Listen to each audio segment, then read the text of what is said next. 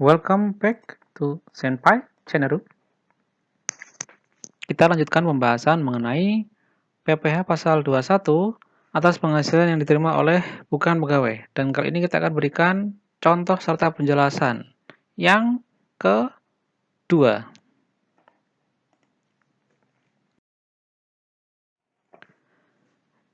Ini contohnya adalah untuk petugas dinas luar asuransi. Contohnya ya, Dina Setiawati, NPWP sekian-sekian, ini bukan NPWP sebenarnya, adalah seorang petugas dinas luar asuransi yang bukan merupakan pegawai tetap di PT Asuransi Jiwa Kita. Diana Setiawati adalah seorang janda dan memiliki 2 anak kandung serta 1 anak tiri.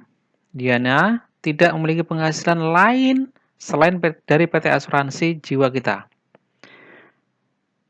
Berarti Diana ini bukan pegawai yang menerima penghasilan secara berkesinambungan, dan itu PT Asuransi Jiwa Kita itu merupakan satu-satunya sumber penghasilan dari Diana Setiawati. Jadi dia nanti akan berhak mendapatkan apa? PTKP. Penghasilan Diana Setiawati pada tahun 2016 adalah sebagai berikut. Ya, Januari 50 juta, Februari 55 juta, Maret 46, April dan seterusnya. Ya, sehingga total dalam setahun 2016 itu adalah sebesar 631 juta rupiah. Hitunglah PPh pasal 21 yang dipotong oleh PT Asuransi Jiwa Kita setiap bulan atas penghasilan Diana.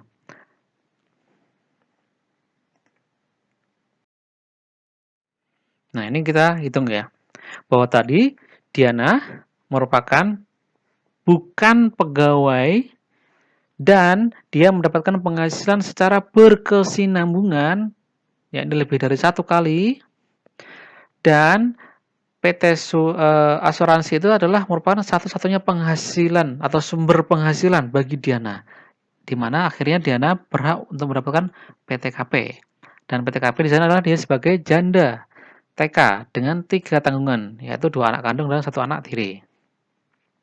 Nah, konsepnya tadi adalah bahwasanya penghasilan brutonya dikali 50%, nah ya, dikali 50% dulu, baru dikurangi PTKP sehingga menjadi PHKP. Dan PHKP yang diterima itu nanti diakumulasikan, kumulatifnya. Kumulatif ini tujuannya adalah untuk penghitungan PPh sesuai dengan pasal 17 Undang-Undang PPh, sesuai dengan leveling tarifnya itu. Jadi levelnya itu, tarifnya itu pada di box yang keberapa. Untuk Januari, dia tadi menerima 50 juta rupiah, sehingga 50%-nya adalah 25 juta rupiah. PTKP TK 3 ya. Sedangkan ini PTKP 33 ini adalah dihitungnya adalah bulanan ya.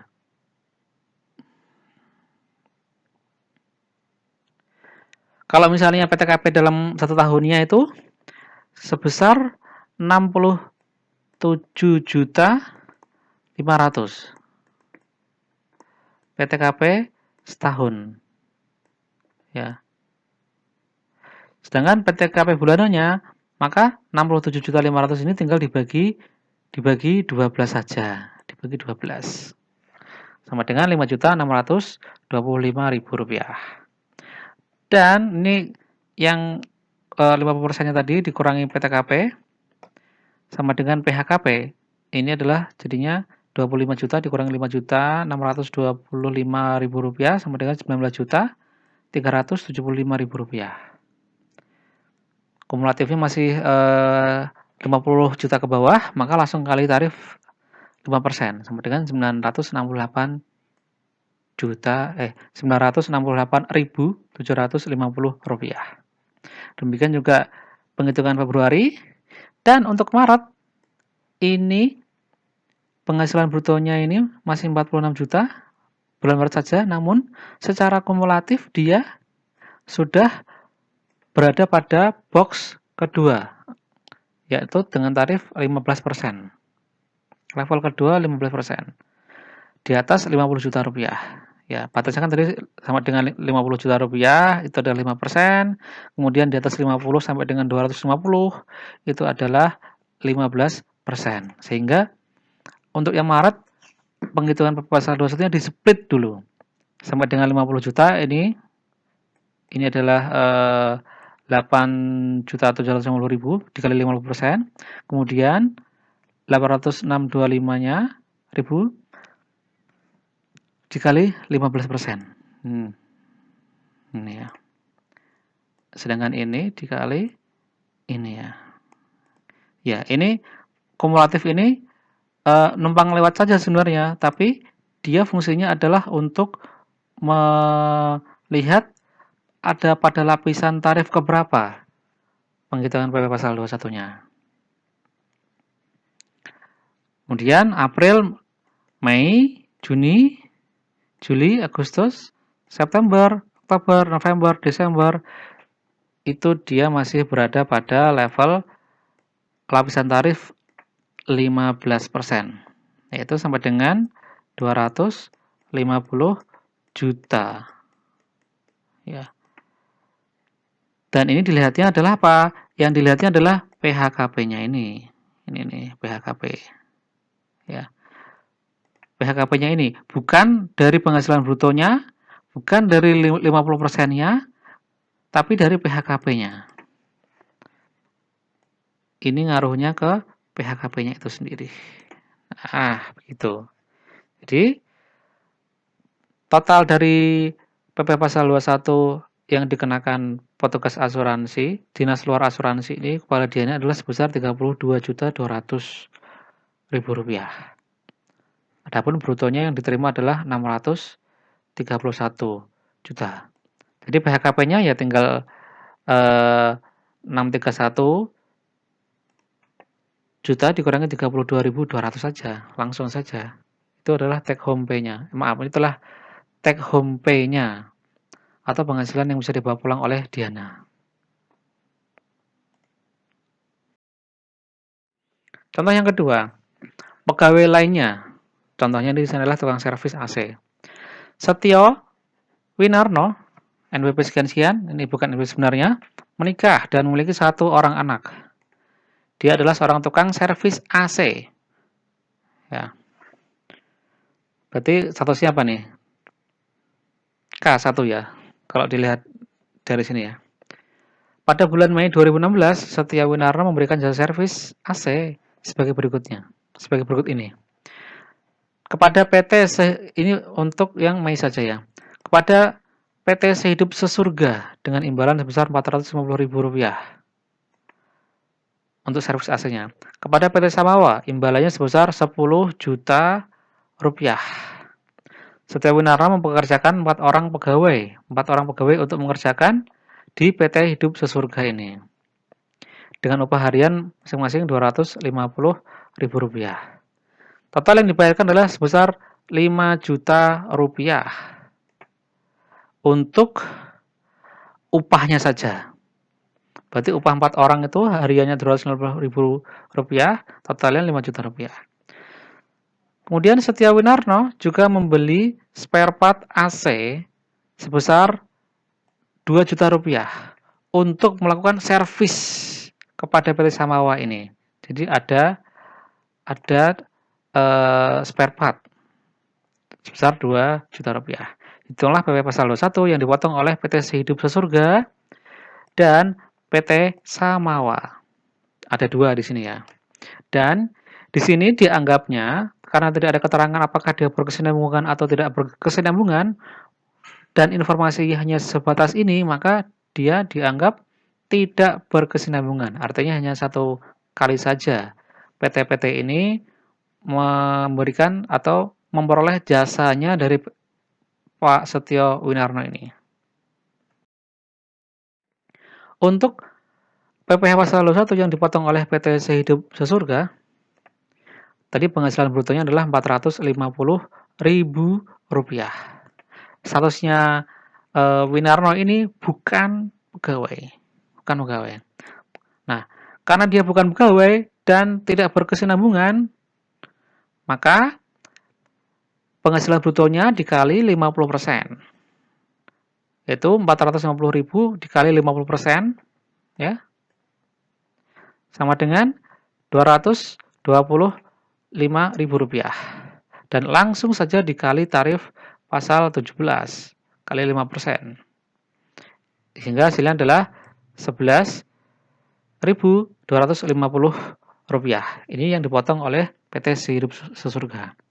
Sehingga Winarno mendapatkan penghasilan atau take home pay-nya yaitu sebesar Rp450.000 dikurangi Rp11.250. Berarti terimanya berapa tuh? 750.000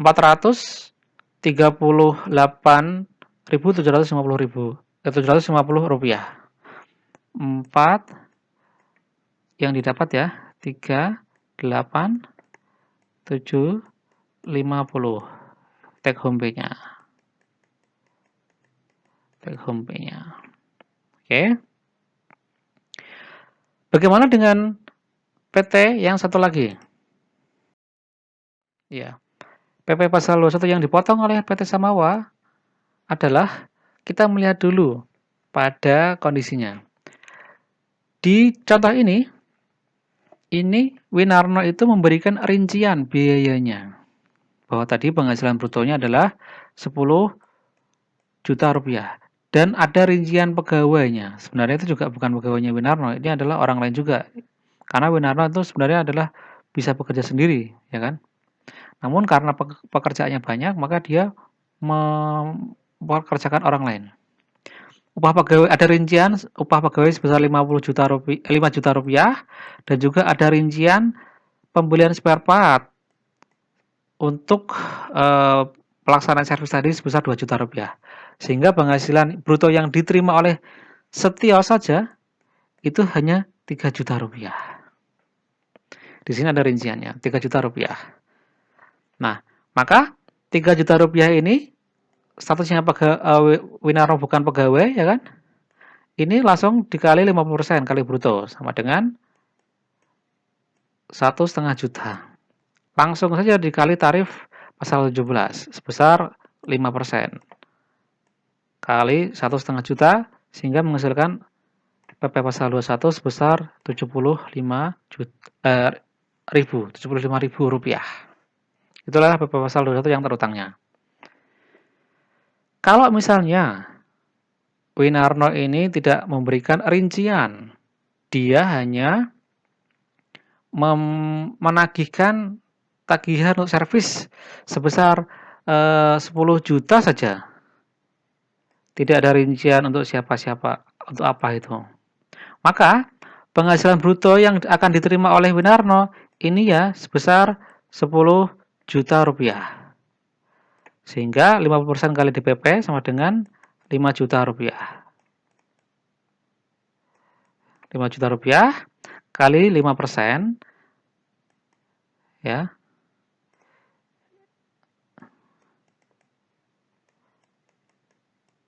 Lima persen kali 5 juta sama dengan 250.000.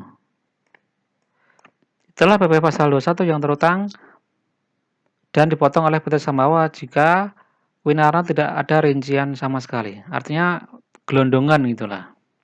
Gelondongan begitu aja. Maka dihitung sebesar brutonya itu baru dikali 50%. Gitu ya. Jadi berbeda ya perlakuannya ya. Yang ketiga, ini untuk penghasilan yang tidak berkesinambungan dan belum punya NPWP. Nah, contohnya adalah dalam rangka perayaan ulang tahun perusahaan, PT Bahama Indonesia mengundang Ilham Shah.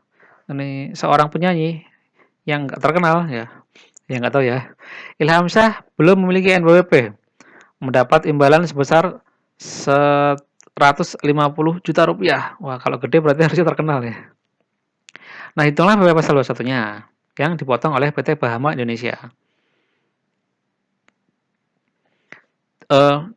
Ilham Syah bukan pegawai, ya bukan pegawai, dan hanya sekali menerima, artinya tidak berkesinambungan. Berarti 50% kali bruto, kemudian dikali tarif pasal 17 sesuai dengan levelnya, sesuai dengan lapisan tarifnya. Jadi penghasilan brutonya 150 juta rupiah kali 50% sama dengan 75 juta rupiah dan langsung dikali tarif pasal 17 sesuai dengan levelingnya ya. 5% dikali 50 juta sama dengan ini salah nih ya. Harusnya 2.500.000 ya.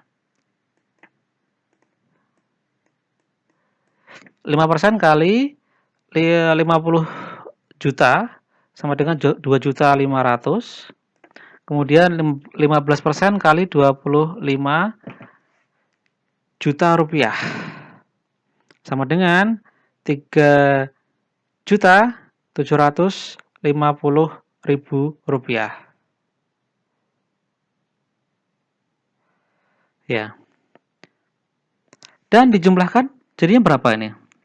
Kalau dijumlahkan jadinya ini salah berarti. 2.500.000 rupiah ditambah 3.750.000 sama dengan 6.250.000 rupiah. Ya. Karena Ilham Syah itu tidak memiliki NPWP, maka tarifnya adalah 20% lebih tinggi dibandingkan PP yang terutang. Ini 20% lebih tinggi ya. Jadinya yang terutang adalah ini juga 7.500.000